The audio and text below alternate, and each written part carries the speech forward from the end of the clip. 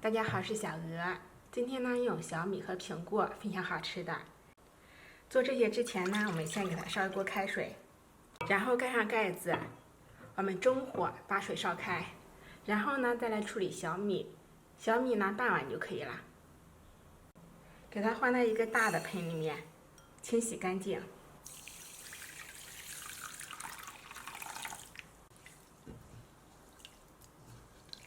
洗净之后呢，我们倒出水分，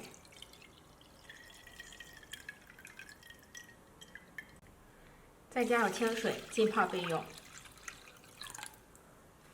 再来处理苹果，先给苹果给削下皮，再给它对半切开，再给它切到苹果核，因为苹果核是酸的，不好吃。去核之后再切成小块。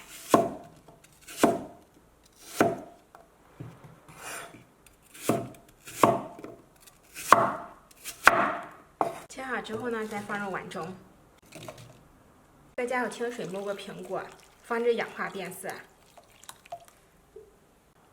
红枣洗净之后呢，我们给它对半切开，去掉枣核，因为枣核是热性的，比较容易上火。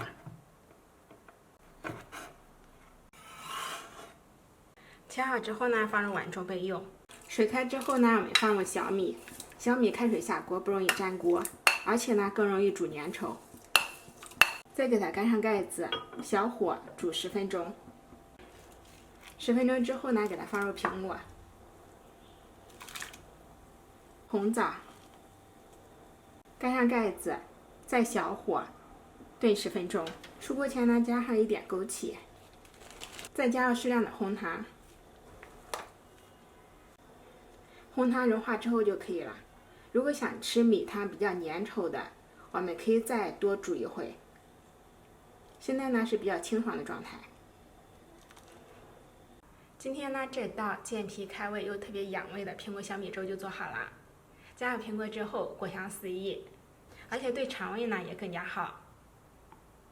里面又加入了红枣、枸杞、红糖，我们多吃呢还可以美容养颜、补气养血，简单营养又好喝。